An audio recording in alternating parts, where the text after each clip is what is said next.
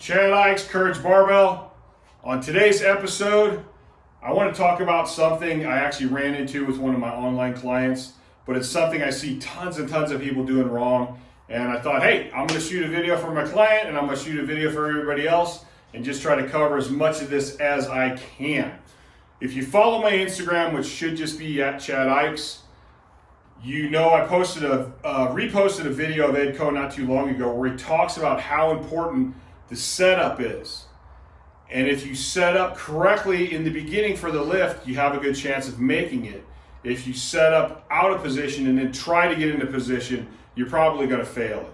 So it's super, super important. Like when you're walking up to a squat, as soon as you touch the bar, the lift starts for me.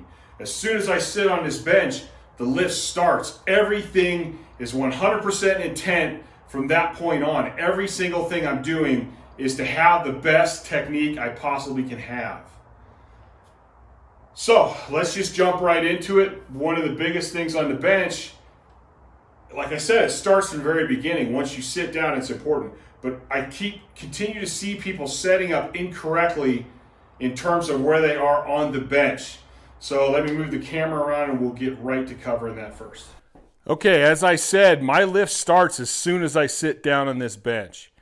As soon as I sit down, I'm going to get in my neutral back, or actually a little more of an arch position. I'm going to drop my shoulder blades down and together, so depression and scapular retraction. Once I lay back on the bench, I tilt over and squeeze one scap down and together, the next scap down and together.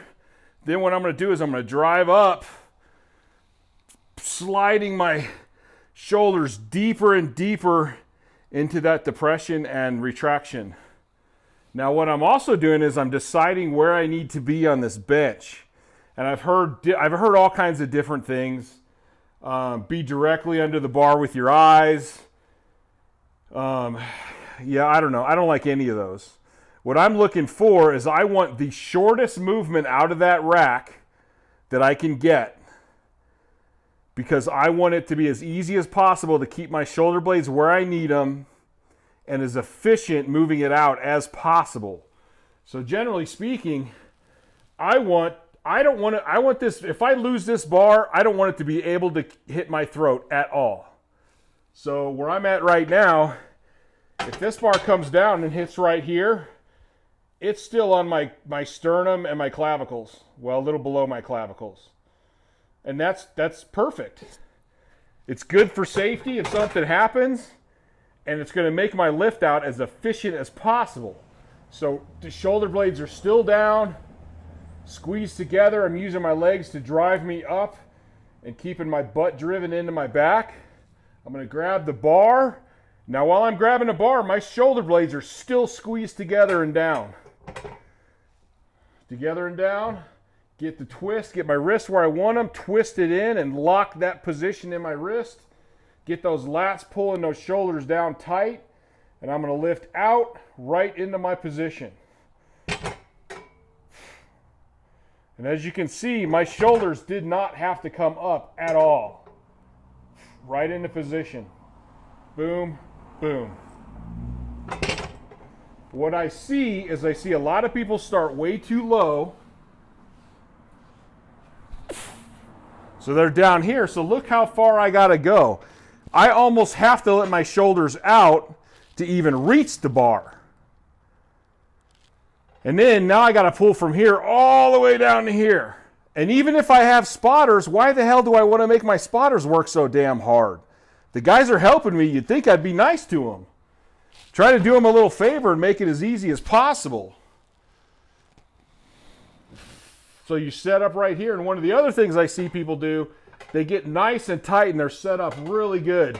And then the first thing they do is go, and then they might try to get back in position, but now it's too late. You're never going to get back into the position you could have gotten at this point, especially if you have heavy weight. And just look at how long my stroke is like this. Oh, I don't want to bench like that. I'm too lazy. So I'm going to get down, come up tight. Shoulders are into the bench. And even when I'm lifting out, you can think more about trying to push your shoulders into the bench than lifting the bar up. I'm trying to push down and then come out, and I'm right here. There's no reason I need to be down any further from the bench.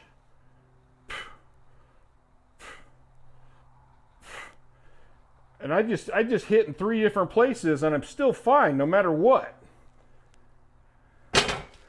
So that's going to be the most efficient position, and it's going to help me keep in the safest position, the strongest position. So what you guys need to start thinking about intent of movement, of efficiency of movement. We want everything to be as clean, as smooth, and short as possible. We're looking to lift the most amount of weight. You work your ass off in the gym trying to get stronger. Well, let's show it. Let's show all of it when we get on the platform, or when we're maxing out if you don't compete. And if you're here and you're unracking it and your shoulders are coming out like this, you're never going to get them back here like you want to. And this is where they need to be, not here. So check your rack height. I actually would rather go a little shorter. I would rather be a little shorter to where I come out like this than looking for that, I'm looking for that perfect minimalist amount out of the rack. Because whenever I see people go for that, they almost always err on too high. I say err on too short. And especially if I have a handoff guy, I'm definitely going to err on too short. And then he's down here, so he can actually just kind of hip lift it up to me, because I'm not asking him to go way out here. All he's got to do is go coop.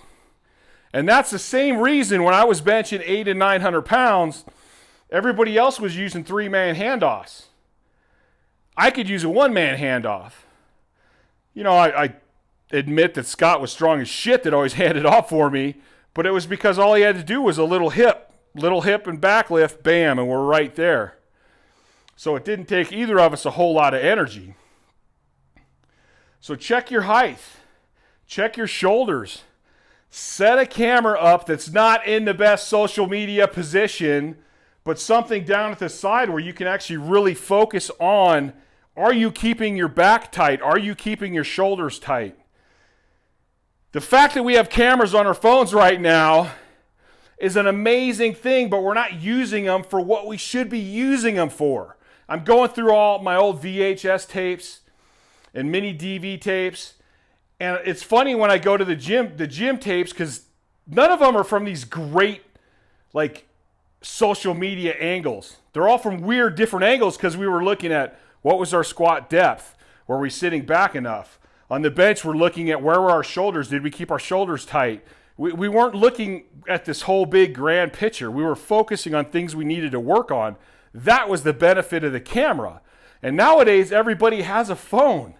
So utilize that video to hammer your technique and get perfect technique.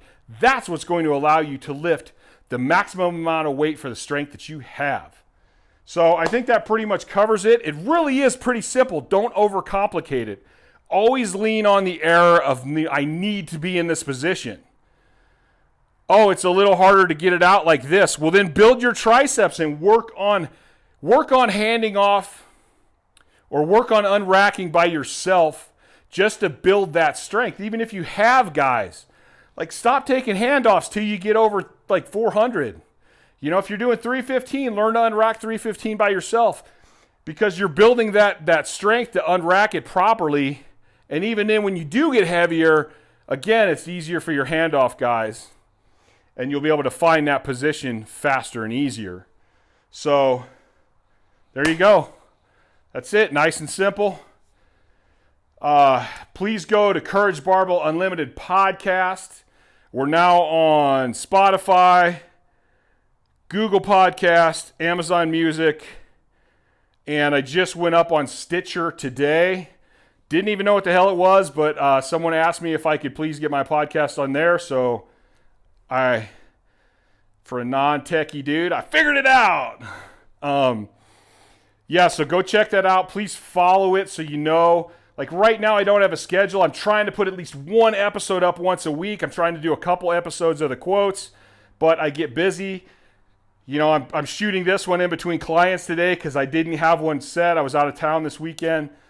So please, you know, like, subscribe, comment, share this channel on YouTube. Please go to couragebarbell.com, pick up some merchandise, some stickers at a minimum, a few bucks. It still helps everything out. And I hope to see you guys next time, but I am out of here.